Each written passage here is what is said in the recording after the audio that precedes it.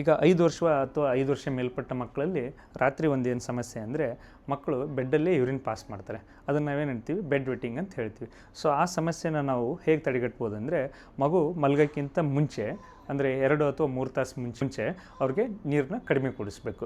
ಮತ್ತು ಆಮೇಲೆ ನೈಟಲ್ಲಿ ಎದ್ದಾಗ ಯೂರಿನ್ ಟಾಯ್ಲೆಟ್ಗೆ ಹೋಗ್ಬೇಕಂದ್ರೆ ಸ್ವಲ್ಪ ಕತ್ಲೆ ಇದ್ದರೆ ಏನಾಗುತ್ತೆ, ಮಗು ಭಯ ಆಗುತ್ತೆ. ಅದಕ್ಕೋಸ್ಕರ ಏನು ಮಾಡಬೇಕು, ಒಂದು ಡಿಮ್ ಲೈಟು ಅಥವಾ ಹಾಲಲ್ಲಿ ಲೈಟ್ ಹಾಕಿದರೆ ಸೊ ಮಗು ಟಾಯ್ಲೆಟ್ಗೆ ಈಸಿಯಾಗಿ ಹೋಗಿ ಬರುತ್ತೆ. ಮತ್ತು ಆಮೇಲೆ 5 ವರ್ಷದ ಒಳಗಿನ ಮಕ್ಕಳಿಗೆ ನಾವೇನು ಹೇಳ್ತೀವಿ ಅಂದರೆ, ಕಾಫಿ ಅಥವಾ ಟೀ ಕುಡಿಸ್ಬಾರ್ದು ಅಂತ ಹೇಳ್ತೀವಿ. ಮತ್ತು 5 ವರ್ಷ ಮೇಲ್ಪಟ್ಟ ಮಕ್ಕಳಲ್ಲಿ ಕಾಫಿ ಅಥವಾ ಟೀ ಕುಡಿಸಿದ್ರೆ ಯೂರಿನ್ ಪ್ರೊಡಕ್ಷನ್ ಜಾಸ್ತಿ ಆಗುತ್ತೆ.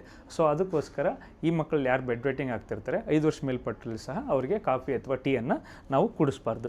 ಮತ್ತು ಇನ್ನೊಂದು ಹೇಳ್ತೀವಿ, ಸ್ಯಾಂಡ್ವಿಚ್ ಬೆಡ್ ಮೆಥಡ್ ಅಂತ ಹೇಳ್ತೀವಿ. ಅಂದರೆ ಫಸ್ಟಿಗೆ ಕಾಟನ್ ಹಾಕಬೇಕು, ಅದಾದಮೇಲೆ ನೆಕ್ಸ್ಟು ಅದನ್ನು ಪೇಪರ್ ಹಾಳೆ ಹಾಕಬೇಕು, ಅದಾದಮೇಲೆ ಮತ್ತೆ ಕಾಟನ್ನು, ಅದಾದಮೇಲೆ ಮತ್ತೆ ಪೇಪರ್ ಹಾಳೆ ಹಾಕಬೇಕು. ಅದ್ರ ಮೇಲೆ ಮಗುನ ಮಲಗಿಸ್ಬೇಕು.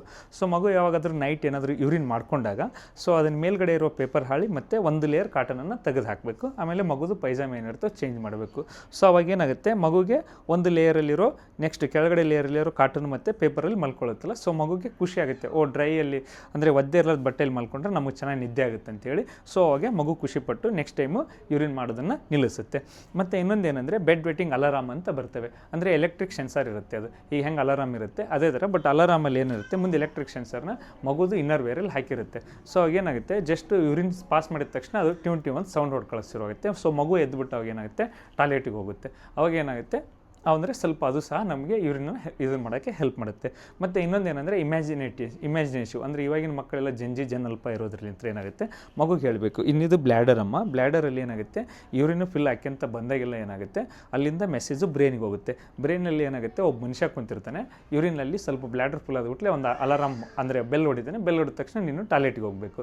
ಸೊ ಇದನ್ನು ಮಧ್ಯಾಹ್ನ ಈ ಥರ ಪ್ರಾಕ್ಟೀಸ್ ಮಾಡು, ಸಾಯಂಕಾಲ ಈ ಥರ ಪ್ರಾಕ್ಟೀಸ್ ಮಾಡಂದಾಗ ಏನಾಗುತ್ತೆ ಅಂದರೆ, ಸೊ ಅವಾಗ ಏನಾಗುತ್ತೆ, ಮಗು ಅಂದ್ಕೊಳ್ಳುತ್ತೆ, ಸೊ ಬ್ಲ್ಯಾಡರ್ ಫುಲ್ ಆದ್ಬಿಟ್ಲೆ ಸ್ವಲ್ಪ ಸೆನ್ಸೇಷನ್ ಬಂದ್ಬಿಟ್ಲೆ ಏನಾಗುತ್ತೆ, ಬ್ರೈನಲ್ಲಿ ಬೆಲ್ ಹೊಡಿತೆ ಅಂತ ಹೇಳ್ಬಿಟ್ಟು ಸ್ಕೂಲಲ್ಲಿ ಹೇಗೆ ಬೆಲ್ ಹೊಡಿದ ತಕ್ಷಣ ಹೊರಗೆ ಹೋಗ್ತಾರೆ, ಸೊ ಹಾಗೆ ಬೆಲ್ ಹೊಡಿದ ತಕ್ಷಣ ಮಲ್ಕೊಂಡವಳು ಎದ್ದೋಗಿ ಟಾಯ್ಲೆಟ್ಗೆ ಹೋಗಿ ಬರ್ತಾಳೆ. ಮತ್ತು ಈ ಥರ ಆದಮೇಲೆ ಬೆಡ್ ವೆಟ್ಟಿಂಗ್ ಮಾಡ್ತಾ ಇದ್ದರೆ, ಸೊ ಅದರಲ್ಲಿ ಪ್ರೈಮರಿ ಕಾಸ್, ಸೆಕೆಂಡ್ರಿ ಕಾಸ್ ಅಂತ ಹೇಳ್ತೀವಿ. ಇದನ್ನು ನಿಮ್ಮ ಡಾಕ್ಟ್ರ್ ಹತ್ರ ಹೋದಾಗ ಡಾಕ್ಟ್ರು ನಿಮಗೆ ಅದನ್ನು ನೋಡ್ಕೊಂಡ್ಬಿಟ್ಟು ಇಮಿಪ್ರೊಮೆನೋ ಇಲ್ಲ ಡೆಸ್ಮೆಪ್ರೊಮೆನ್ ಅಂತೇಳಿ ಟ್ಯಾಬ್ಲೆಟನ್ನು ಕೊಡ್ತಾರೆ.